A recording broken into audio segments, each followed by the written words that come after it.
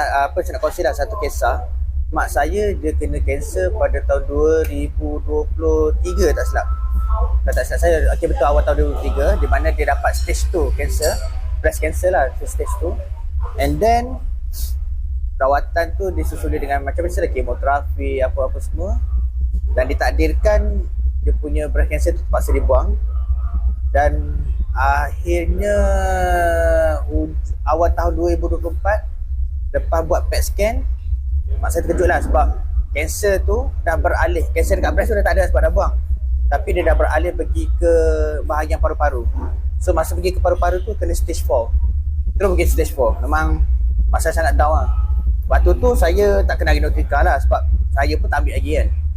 Masa saya kena PCL lah itu, waktu saya kena PCL lah itu pun saya ambil genotrika ni, saya tak bagi tahu mak saya lagi sebab mak saya ni dia jenis jelah orang dalam keadaan kemo, orang sedih, dia payah nak menerima satu-satu perkara tu melainkan ada bukti proven. Biasanya pergi rawatan selain pada hospital, pergi rawatan tradisional pun sebab kawan-kawan dia yang pernah kena kanser, dia cerita pada kawan-kawan dia cerita, okey dia pergilah.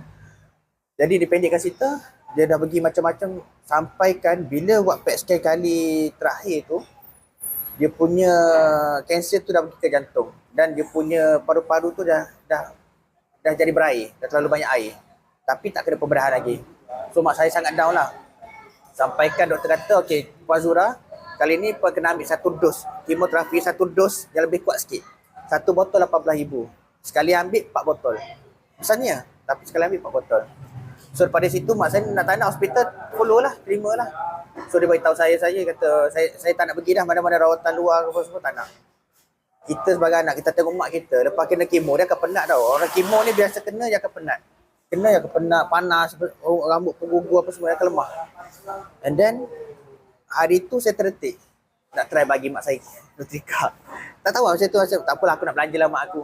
Walaupun harga dia hampir 300, tak apalah kita belanja untuk mak, tak apalah sangat. So memang saya kata tak apalah, try lah. So saya pergi rumah adik, mak saya rumah adik kat Elmina. Saya bagi kat mak, kata mami, cuba mami ambil genotrika ni. Ni produk apa? Try mami ambil sebab ada yang dah pakai ni bukan suplemen.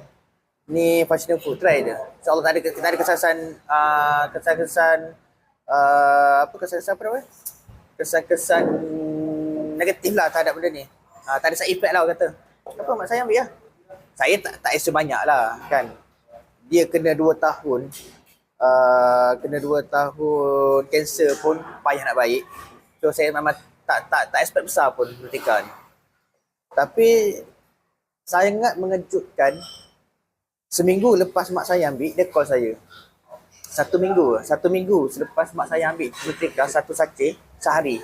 Mak saya ambil 1 sachet sehari. Sebab saya kata ambil 1 sachet, jangan ambil banyak-banyak lah, takut tak boleh nak go kan. Makanya mak saya ambil 1 sachet sehari saja. Seminggu lepas tu dia balik Kelantan. Dia call. Dia tanya khabar lah, Syafiq sihat? Syafiq ni mami nak beritahu. Kenapa? Alhamdulillah lah. Lepas mami makan tu, mami tak sepedak langsung. Pertama. Yang kedua, orang yang kemoterapi, kulit dia akan kedut-kedut. Nampak tua. Mami saya kata, bila makan, kulit dia cerah. Tegang dah cerah. So, tak rasa tua. Itu dia kata. Dan saya kata, Alhamdulillah mungkin side effect pada ni. Tapi saya kata, tak tahulah mungkin ada kesalahan lagi kan. Waktu tu, dia bawa ambil kemo dos yang besar. So, saya tak rasa besar lah. Saya kata, mungkin sebab kemoterapi tu lah. And then, 2 minggu lepas tu dia pergi kemo. Lepas kemo, macam saya kata sebelum ni, masa start awal-awal dia kena kanser, setiap kali kemo dia akan penat.